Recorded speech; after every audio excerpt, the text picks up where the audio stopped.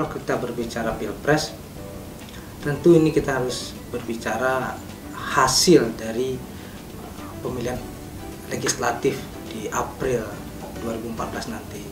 Nasdem memang menargetkan akan masuk dalam 3 besar dalam hasil pemilu legislatif 2014, dan sering disampaikan di dalam forum-forum, di dalam media oleh Ketua Umum Pak Surya Paloh, kalau Nasdem tidak masuk dalam ranking 3 besar partai pemenang pemilu nomor 1, nomor 2, atau nomor 3, Nasdem tidak akan terlibat di dalam proses pencapresan di pemilu 2014. Ini juga untuk mengajak publik sadar bahwasanya presiden itu bukan sebagai sebuah ajang seperti Indonesian Idol atau seperti ajang X Factor gitu yang masing-masing berlomba-lomba menampilkan wajah mereka, tapi apa kemudian kesatuan antara bangunan politik melalui partai dengan kinerja di kepresidenan.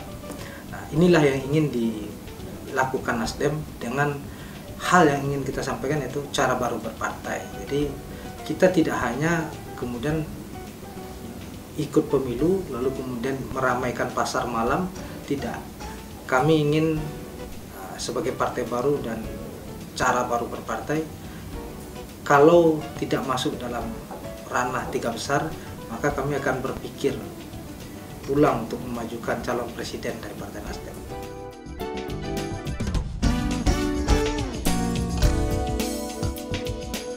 Peran sosial media ini sangat penting. Nah, yang kedua adalah apa? Yang kedua, bagaimana kami menangkap isu-isu apa yang dilemparkan oleh publik, oleh partai, ini saling berkorespondensi. Apalagi Nasdem sebagai partai anak muda sadar pemilih pemula dan anak-anak muda ini sangat gemar dengan sosial media. Maka kemudian kami bukan cuma mendekatkan diri, tapi hidup dengan logika pikir dan eksistensi anak-anak muda dan para Twitter, Facebooker, dan YouTube segala macamnya ini. Maka Nasdem dari awal hadir menggunakan instrumen Twitter, Facebook, website, YouTube. Hampir semua iklan Partai Nasdem kita upload di YouTube. Kita punya account Twitter, bahkan dengan bahasa yang alay gitu, N besar, D besar gitu, yang ya ini untuk bagaimana masuk dengan logika pikir Facebook dan Twitter itu sendiri. Kami upload semua aktivitas-aktivitas kami melalui Facebook, sehingga apa namanya, tidak hanya itu, kami juga meng-create bagaimana akun Facebook dan website Partai Nasdem bisa diakses di smartphone dengan sama seperti aplikasi yang lainnya. Nah, hal yang paling mutakhir kami lakukan adalah Nasdem menggunakan Nasdem Messenger. Ini sama dengan WhatsApp, sama dengan BBM, bahkan ini lebih aplikasi dan security-nya lebih tinggi. Nah, Nasdem Messenger ini setiap anggota Partai Nasdem, setiap kader Partai Nasdem, setiap fungsionaris Partai Nasdem bisa saling terhubung satu sama lain. Jadi sekarang kami sadar betul untuk kemudian distorsi informasi, jarak itu tidak menjadi problem besar lagi dengan kultur yang sangat dinamis ini. Nah, maka kemudian kami mempromosikan namanya Nasdem Messenger.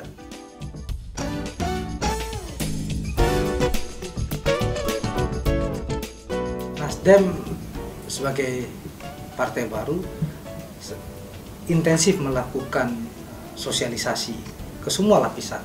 Sosialisasi yang pertama kita lakukan tentu melalui iklan. Ini hal yang paling organis, ini hal yang paling general untuk kita kemudian bisa saling berkomunikasi. Apa sih gagasan perubahan Nasdem, siapa sih tokoh-tokoh Nasdem ini kepada publik. Yang kedua, sosialisasi yang kita lakukan tentu dengan luasnya Indonesia ini, kita datang, kunjungan, konsolidasi dari satu titik ke titik yang lain. Mulai dari awal kita sudah keliling, Pak Surya datang ke Papua, datang ke Aceh, datang ke Maluku, hampir tidak ada provinsi yang terlewatkan untuk kita jalan konsultasi. Tapi titiknya apa? Titiknya konsolidasi dan sosialisasi ini adalah mengajak rakyat, mengajak masyarakat Indonesia untuk berbicara apa harapan mereka ke depan. Harapan inilah yang kemudian kita coba satukan, kita coba samakan untuk kemudian Indonesia yang bagaimana yang akan kita impikan di abad milenium ketiga ini. Ini yang menjadi titik sumbunya, bahwasanya perubahan, mimpi, cita-cita bersama yang menjadi kekuatan Partai Nasdem. Nasdem yang digawangi oleh Pak Surya Paloh ini menghimpun anak-anak muda seperti Akbar Faisal, seperti Ferry Mursidan Baldan, seperti Rio Capella, ada Willy Aditya, saya sendiri, dan anak-anak muda yang lain, untuk kemudian bagaimana bisa menjadi trendsetter, bisa menjadi transformer, bahasanya Pak Surya itu, untuk kemudian kita bersama-sama meraih mimpi-mimpi anak-anak muda, mimpi-mimpi Indonesia ke depan.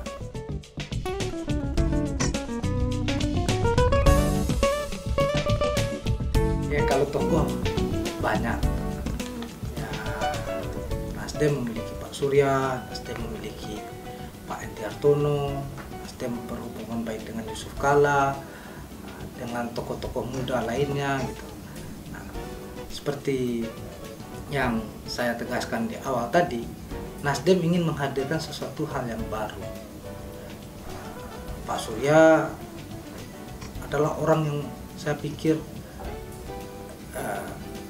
memberi, kita lihat secara bersama-sama, dia memberikan keteladanan. Selama ini orang membuat partai itu untuk memajukan dirinya sebagai presiden. Ini terbalik dengan Pak Surya Paloh. Pak Surya Paloh membuat partai justru ingin membangun sistem, mengkonsolidasikan demokrasi, menginstitusionalisasi demokrasi, dan mengajak kita semua untuk kemudian partai ini tidak milik satu orang. Peran Pak Surya mentransformasikan figur dia, dedikasi dia, dan jenjang karir yang sekian panjang, bahwasanya dia hadir mendirikan Nasdem dan bersama-sama dengan anak-anak muda, bukan hanya kemudian dia ingin jadi presiden, tapi bagaimana spirit perubahan itu hadir secara kolektif dan bersama-sama digerakkan.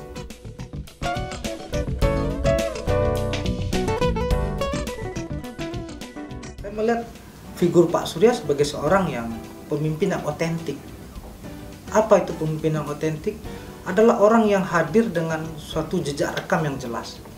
Seorang tokoh pergerakan yang menghabiskan waktunya untuk membela sebuah perjuangan demokrasi. Kita flashback ke belakang, Pak Surya menjadi tokoh penting ketika di masa Orde Baru media dibredel.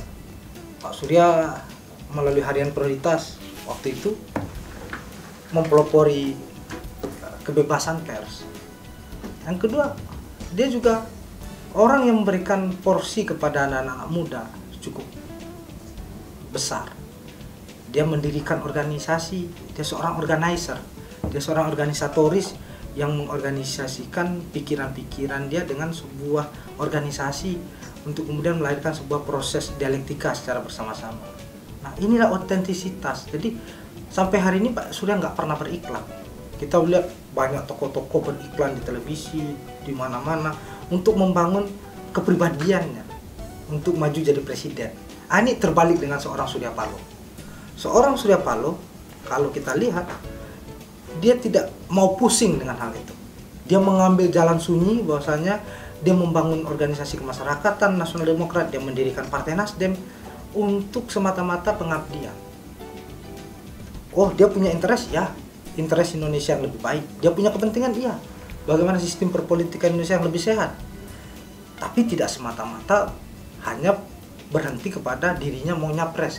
Pemimpin tidak hanya hadir sebagai sebuah proses kontestasi, lalu kemudian oh kita senang melihat orang ini gitu. Padahal jejak rekamnya kita lupa gitu. Mungkin jejak rekamnya pernah menjadi kriminal, pernah menjadi orang yang tersangka atau terdakwa gitu.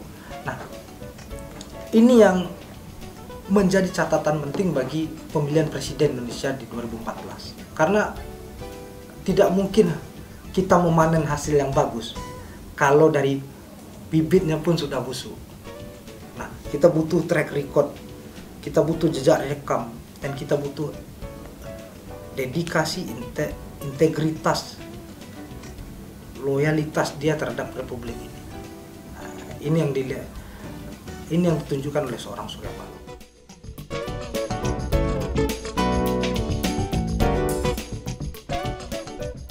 Ini berangkat dari spirit anak-anak muda yang bersatu di sini untuk mendirikan satu hal yang baru.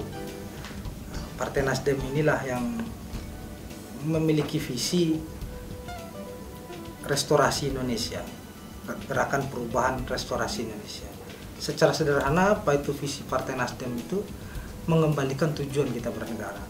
Jadi Nasdem tidak muluk-muluk gitu, tidak membuat sesuatu hal yang baru, tapi ingin mengembalikan lagi tujuan kita bernegara. Apa itu tujuan kita bernegara? Yaitu yang termaktub di dalam pembukaan Undang-Undang Dasar 1945. Merdeka, bersatu, berdaulat, adil, dan makmur. Itu tujuan kita bernegara. Nah, sekarang apakah tujuan-tujuan kita bernegara sejak diproklamasikan Indonesia Merdeka 17 Agustus 1945 itu sudah tercapai? Itu yang menjadi visi Partai Nasdem. Lalu apa misi Partai Nasdem? Partai sebagai pilar dari demokrasi, Nasdem memiliki misi bagaimana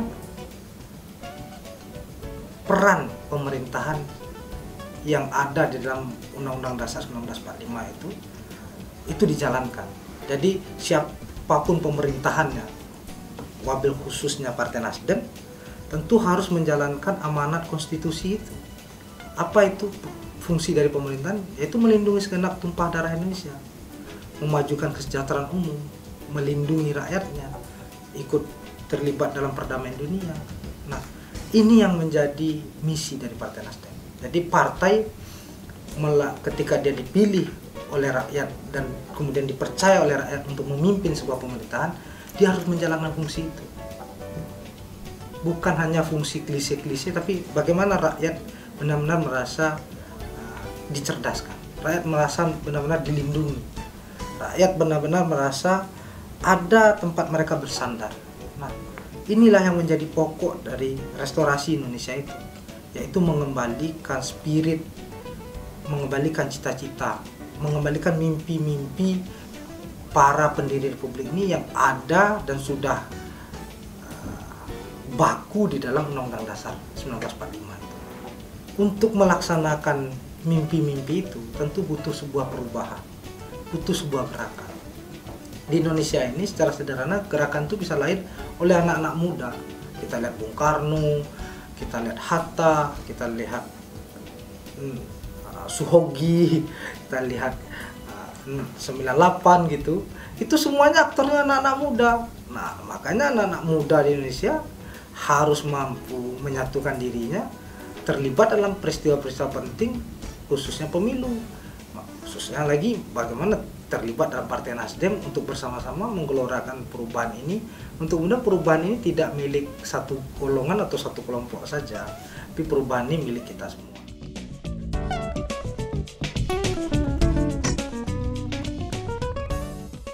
Pemimpin dan kepemimpinan itu suatu hal yang berbeda.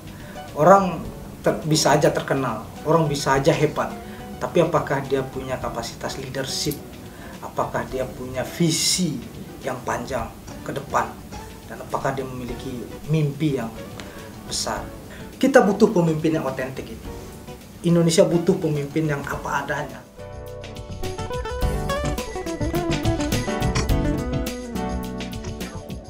Ini ceruk yang penting. Nasdem sadar betul posisi ceruk anak muda yang 30% itu menjadi kekuatan potensial.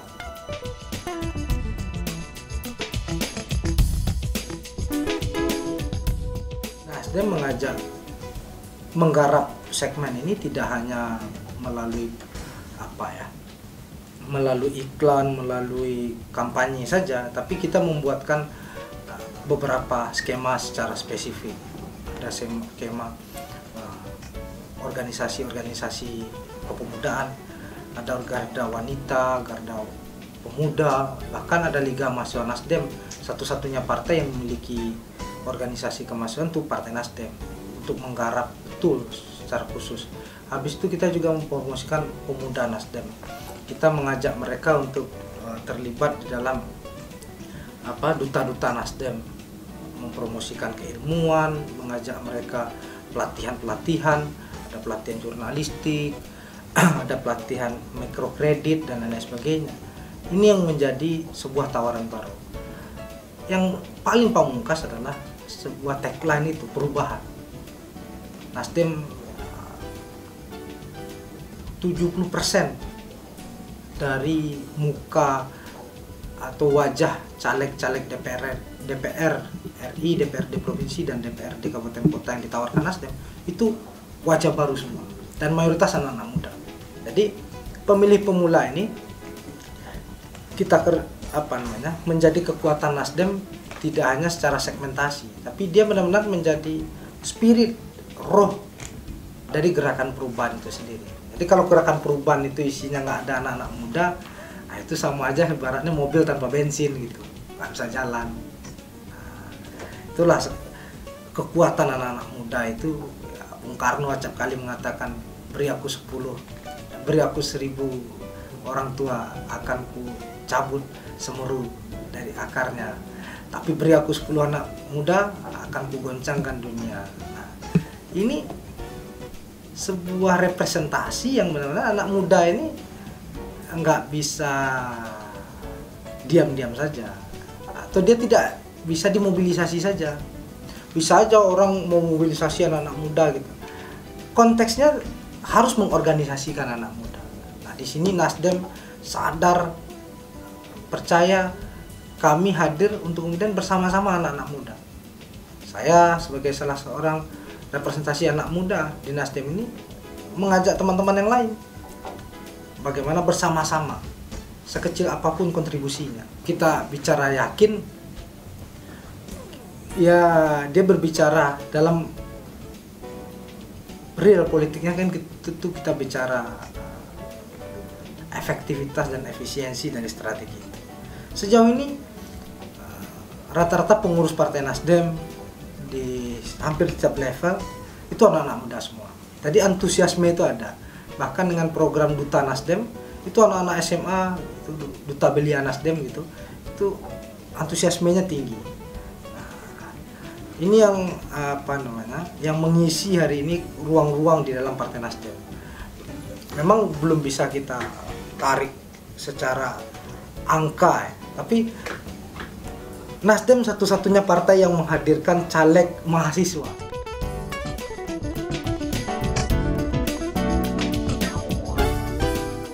Satu hal yang cerdas, satu hal yang kreatif. Saya harap media ini bisa menjadi preferensi publik, khususnya anak-anak muda yang sadar dengan sosial media. Bagaimana mereka tidak buta lagi, bagaimana mereka tidak memilih kucing dalam karung, tapi bisa melihat apa argumentasi-argumentasi yang ditawarkan oleh partai-partai, apa alasan mereka untuk datang ke TPS dan memilih partai. Adalah sebuah pilihan yang sadar, bukan pilihan yang karena pandangan pertama lalu tergoda gitu, bukan karena teman ikut memilih, bukan karena disuruh orang tua, bukan, tapi kamu berhak menentukan dan kamu berhak atas pilihanmu. Anak muda harus bertanggung jawab, dan inilah anak muda yang berkarakter. Kamu adalah kamu.